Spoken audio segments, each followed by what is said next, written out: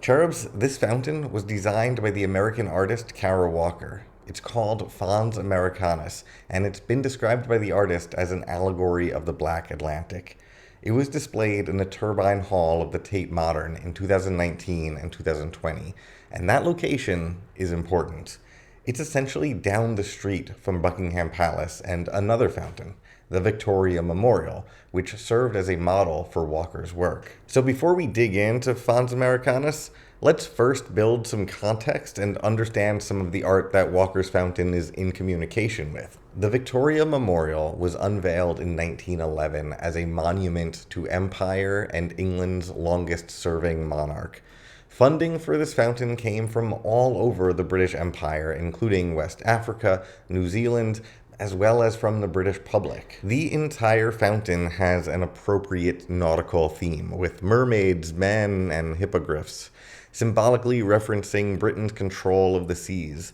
Near its perimeter, it also includes allegories of the virtues of empire, peace, progress, agriculture, and manufacturing, all represented here. In the center column, Queen Victoria sits facing the city and flanked by justice, motherhood, and truth. And to top it all, we've got a golden-winged victory. There is a lot that's being explicitly communicated by this fountain if we take the time to look at it. It tells us, for example, that Victoria was pretty great and deserving of a monument. It tells us that the British Empire controlled the seas. It brought peace and manufacturing and agriculture to different parts of the world and so on. But there's also some stuff that is implicitly said in this fountain, perhaps not as conspicuously, but nonetheless notable. It tells us, for example, that Britain is the center of the world. These virtues of peace and agriculture extend outward from a center that resides at this location in front of Buckingham Palace. The money to fund this came from different, quote, corners of the world and funneled into this center outside the royal residence. When Britain controls the sea, that sea becomes baptismal water that brings civilization to the rest of the world, and those touched by this water are entered into the kingdom of heaven. I mean Britain.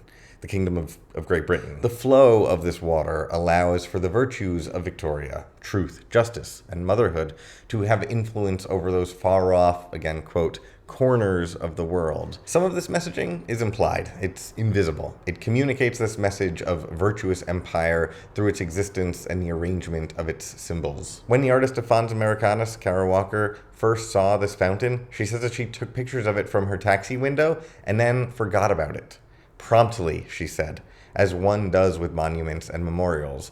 There is this very peculiar quality that they have of being completely invisible. The larger they are, in fact, the more they sink into the background. Proposals for this Victoria Memorial Fountain began directly after Victoria's death.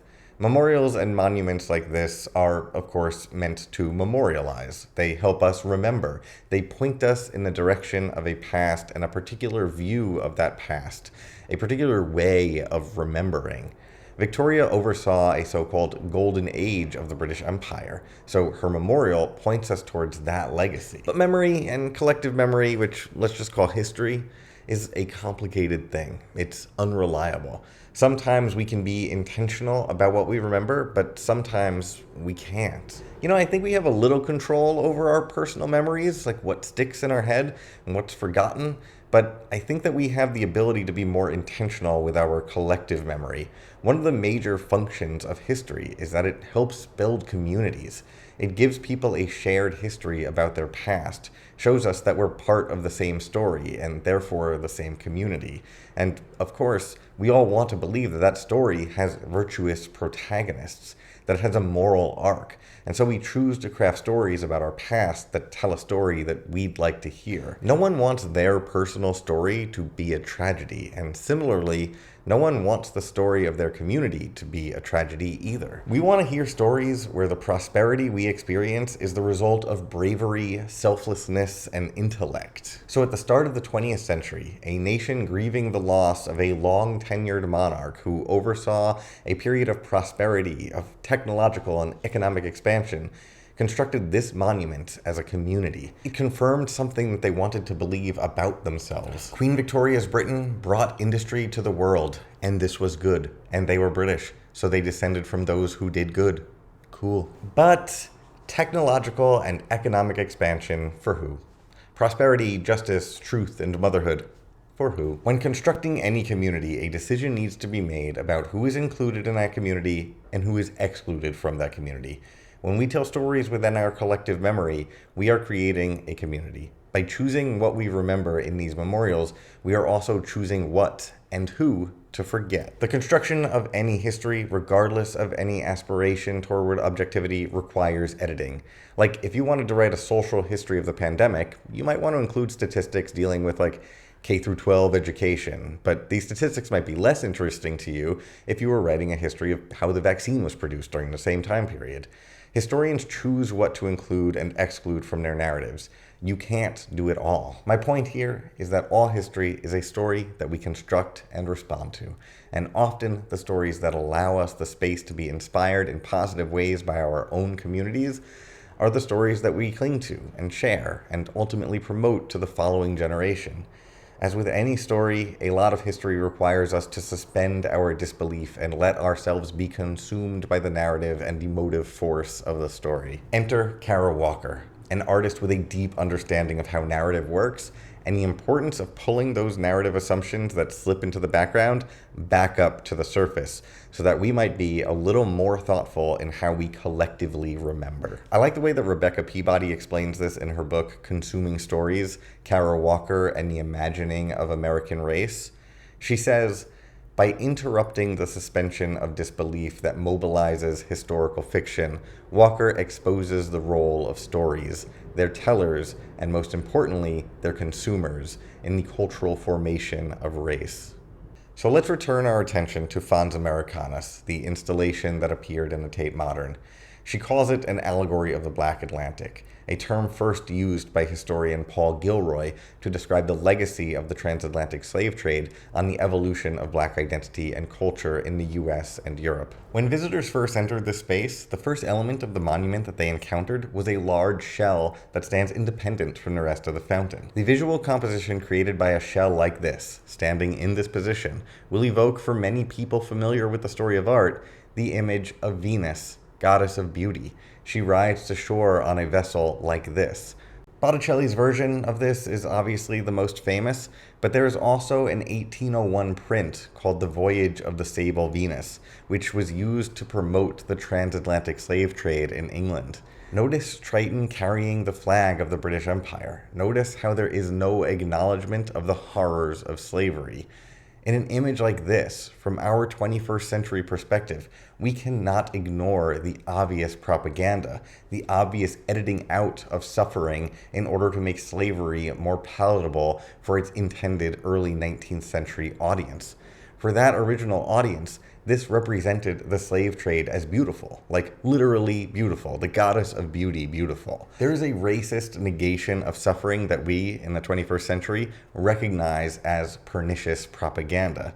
But in its original context, that racism was allowed to slip into the background of the image and become invisible by those who benefited from that narrative. And I just think that evoking this image right away is a brilliant move by Kara Walker. It forces me to reconsider everything about the Victoria Monument, a monument that is so big that it's paradoxically invisible and forgettable.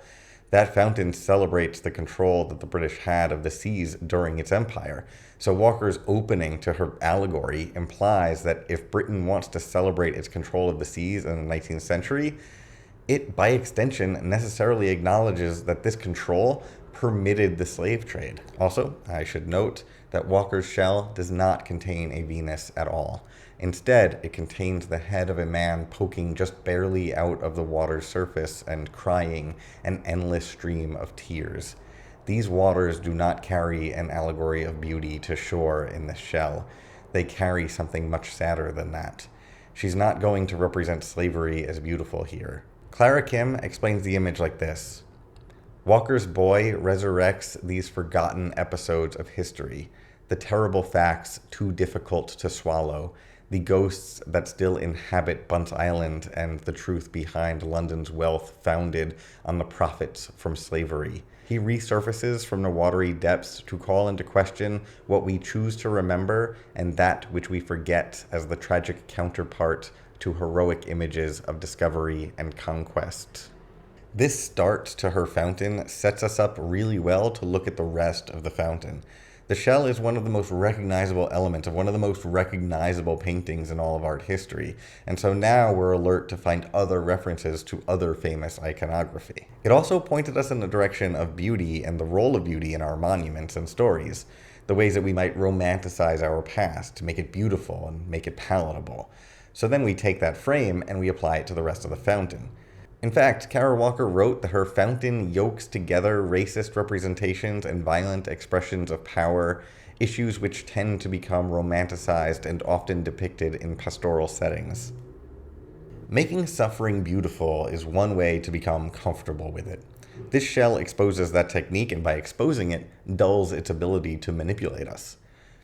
And I haven't even started talking about the fountain yet, so let's get to that. Let's focus our attention on just a few of the elements of this sculpture, starting here with this figure in the lower basin of the fountain laying down in a boat.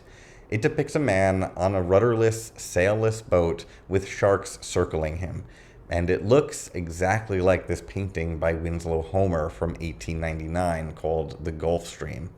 In Homer's painting, and Walker's three-dimensional rendering of it, the man is stoically resigned to his fate. In Homer's painting, the man seems unaware of the ship in the far distance. In this painting, the ship's name is Anna Key West. In Walker's version of the image, the man seems unaware of the bravery of the man swimming through dangerous waters towards him, and this boat is curiously named Key West. Is that a Kanye allusion? I don't know. Probably. There's a lot that I don't know, and I want to make that clear. Like, the swimmer might be an allusion to something. In fact, it probably is, and I just don't have the visual vocabulary to understand it. So I have to just trust my experience viewing it, and for me, I think this scene is about how the legacy of the slave trade does indeed contain bravery and stoic patience. It's just not in the places usually depicted, and certainly not in the places promoted by the Victoria Monument. And if we move around that lower basin, we'll come across some other scenes, like a slave ship, for example, which might be an allusion to J.M.W. Turner's painting of a slave ship that is frightening in both its initial beauty and its use of color and its depiction of a real historical event. In 1781, the captain of a slave ship ordered 132 men taken from Africa and on their way to Jamaica be thrown overboard when drinking water was running low, and he wanted to exploit an insurance loophole. That's exactly the type of cruelty a nation would surely leave out of its public monuments. But Walker includes it in hers. If we move up from the lower basin to that central column where Victoria is in the Victoria Monument, we see that Queen Victoria is replaced on Walker's fountain with this very complicated figure. Walker describes this figure as the Captain, Francois Dominique Toussaint Louverture, or Marcus Garvey, or Captain Paul Cuffey, or the Emperor Jones, played by Paul Robeson in the film, an ongoing quest to dismantle European colonialism throughout the African diaspora and the cyclical nature of ideological usurpation and co-optation by power-hungry leaders. So to go through these, Toussaint Louverture led a Haitian revolution in the late 18th century. Marcus Garvey led the Back to Africa movement from inside the Harlem Renaissance in the 1920s. Paul Cuffey was a businessman and abolitionist and probably the wealthiest African American of the early 19th century. He helped the British build a colony in Sierra Leone for former slaves, and Emperor Jones is a fictional character from a Eugene O'Neill play about a man who sets himself up as the emperor of a Caribbean island. So Kara Walker's figure is a mix of historical and fictional characters who all actively fought against imperialism, or as she said, dismantle European colonialism, but also these characters represent the cyclical nature of ideological usurpation and co-optation by power-hungry leaders. It's an honest look at how power works. This figure also collapses time, which is a recurring theme in Kara Walker's work. These figures span the years between the 19th and 20th century and are installed in the 21st century with modern references right in front of them. By doing this, Walker makes the past present. We see the impact of the past on the present. So maybe that actually was a Kanye reference. Rebecca Peabody discusses the effect that Walker's work has when she leaves the 21st century and collapses histories and iconographies together like this. She says this temporal displacement of psychological presence is necessary. Only when Walker abandons her 21st century life is space created in the present with which to establish a clear link with the past. The stakes couldn't be higher. When the past goes unrecognized in the present, it can imagine itself as without precedent, and thus as unproblematic in the future. In other words, we have to see the past inside our present moment.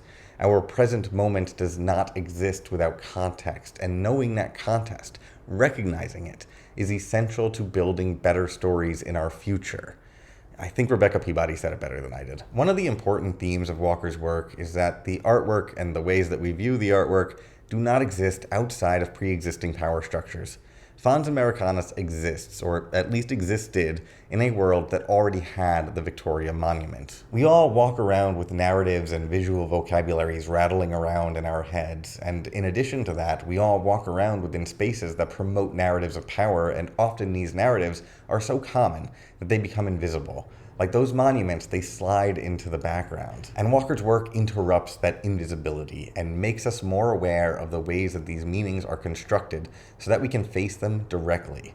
She makes us complicit in the construction of meaning, interrupts our suspension of disbelief, interrupts that anesthetized wandering about among monuments that we see so often. We've become numb and accepting of the stories that they tell and the worldview they create and promote. Those worldviews that have become ubiquitous, internalized, and consequently made invisible through repetition are brought to the surface and examined in a work like Fons Americanus.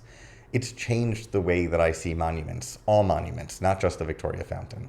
But also, it's changed the way that I see history of art and generally the methods and reasons that we have for constructing all histories. I really, really enjoyed researching this video, like more than I usually do. So I urge you to seek out more of Kara Walker's work and engage with it. Struggle with the difficult objects that she provides us. You won't be let down. And if we acknowledge that we're constructing communities when we tell our stories, let's try to build bigger communities. Thank you for watching.